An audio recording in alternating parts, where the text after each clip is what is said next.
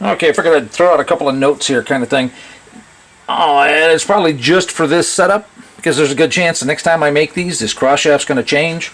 I may change a few other things. I'm not exactly sure yet. But anyway, what I have done here is I've machined the cross shaft a little bit shorter so that these shims fit in.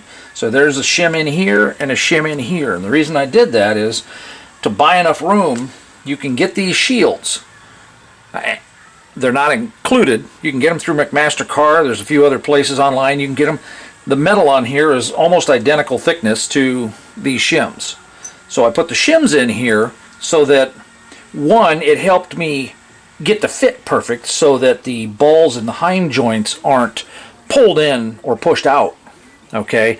Oh, I have it loose right now, but when everything gets tightened up, they don't bind up to the point where it gets, super hard to turn. So that was part of the reason. The other reason is then that way if you do want to get these and put these in, there's already room in there for it. If yours turn out to be a hair thicker, you can always file or sand the end of the cross shaft down a little bit to get you the little bit of extra room you need there. So that is one thing. There is lock washers here and flat washers. Partly the flat washers are there so that the lock washers don't dig into the ball and damage the ball. There will be Loctite included to use on these bolts, just to help make sure if these joints happen to bind up for whatever reason. Okay, I don't want the suspension travel to grab all this and loosen the bolts up. Okay, I want to, so the Loctite's kind of an added insurance. Obviously the bigger bolts here are for bolting the ball joints in, and then the little ones are for the caps. Okay, so you'll mount your ball joint up with these. None of this is going to be tight. It's going to be snug, but it's not going to be tight. Put the ball joint in, tighten the ball joint up and everything like that. Put your zert fitting in, grease it, take the zert fitting back out, put the cap down on, and then this will thread in where the zert fitting goes. Okay, and that'll hold the cap down. Hopefully they all line up. I'm not going to pull all the ball joints out of their plastic wrap to check that. If they don't fit, the cap is a added bonus kind of thing.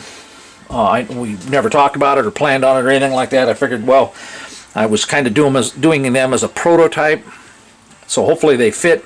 The next time I do these, if I do anything similar to this, they will be button heads on all of it instead of countersinks, just because of the discrepancies with those ball joints.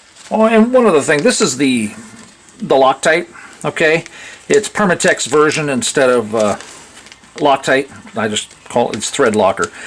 It's clear in the back here. You're going to want to knead this stuff back and forth just to make sure that there isn't any separation or anything like that.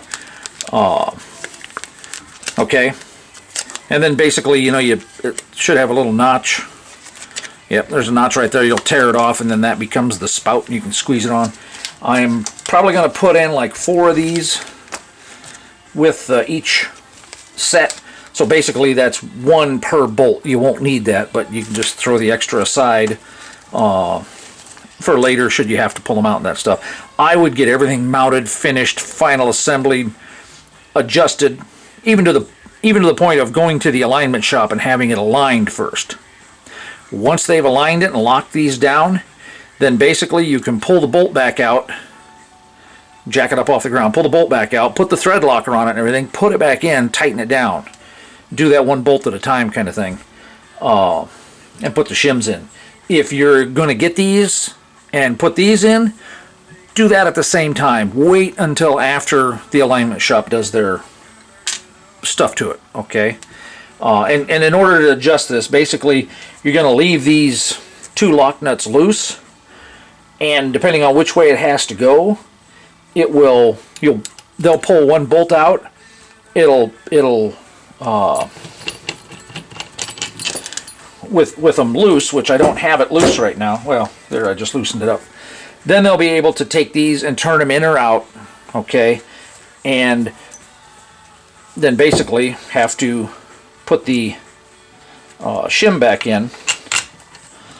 And they can align it without the shim, I think, maybe. I don't know. I'm not an alignment guy. I know this is a fairly common design, you know, to have to do that. The next ones, I'm kind of hoping to redesign this a little bit and make it a whole lot easier. I haven't quite decided.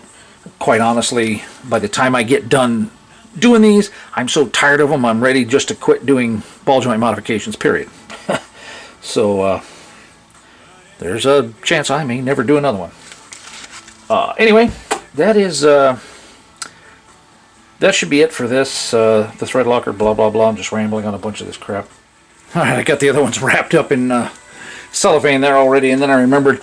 The way these are set up, you'll notice that the ball joint is offset from center, okay? So this would be the driver's side, because the offset should move the ball joint to the rear. That way, that's what helps set up the caster. Okay, so that should set an initial 1.5 degrees, 2 degrees maybe of caster in the system. I think, I don't remember, it's been so long, I don't remember what I designed into it. Possibly 3 degrees. And so if this goes in, these could be perfectly even and not require any adjustment to get 3 degrees. I don't remember. Anyway, put the offset to the rear. I figured I'd shoot the arm real quick. This is just one of the lower control arms. They're labeled, they're stamped right about here. The 4 is my indication because I had 4 sets going at one time. So both arms will say 4. One will be stamped left, one will be stamped with an R for right. Your lower ball joints in here along with the cup and the spring and the nut. And so that basically gets, once you're done painting, prepping, doing whatever you want to do to the arm, it gets pressed in, then the wire clip goes around it, and then you put the rubber boot on and then mount it up. Okay, you're doing coilovers, so there's an extra 1/8 inch of steel plate welded on here, and I went ahead and fully welded around the stock shock mount. The split here where I sectioned it, okay, not only that's welded on the outside there, but down inside here, okay, I fusion welded the seam, then I put 1/8 inch by 1/2 inch strips in there and welded those. Okay, so not only was it fusion welded, and basically 80-90% of it, there's spots where I just can't get down inside there. Maybe if I had a fancy Furic cup, I could extend it far enough to get down in there, but I just can't TIG weld down inside there. You know, so there's about 3/4 of an inch there that's not welded, but on the underside, on the other side, it was fusion welded, and all the way inside it was fusion welded. Then I put a 1/2 inch gusset on all 3 sides there as well. So good chance it's stronger than it was stock. Then the 1/4 inch plate gets welded on. These get welded on. This is for the tension control rod. This goes to the rear. I mean, the left tells you it's the driver's side to begin with. You know, so when you put your bolt in, it'll come in from the back side. Okay. And then this is a hard body bolt, but the cup is here so that you can use your original 521 or 620 sun bolt. Typically call it a sun bolt. And part of the reason I did that, one, I needed to make up the space, and I could have done it with washers, but it put the bolt out. If I did that, I would basically have to use the longer bolt. By using the longer bolt, once you get the nut on, everything like that, it is so close to the tie rod ends that I'm not comfortable with it. Okay, so I did the cup that recesses the bolt, allows it to use the shorter 521 620 sun bolt. Good to go. This hole is for the sway bar mount.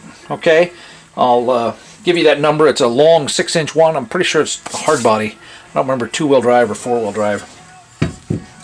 This is the access hole so that you can get to the backside to do the nut and put a wrench on it and tighten it up and everything. So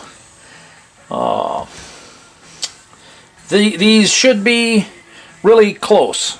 Okay, I set them up with a tension control rod on my frame. So if they're off a little bit, it's because there's a discrepancy from one frame to the next. Let me know if it's drastic, if it doesn't want to go in there very well. We'll get it figured out. You know, it's one reason for me to want to do adjustable tension control rods.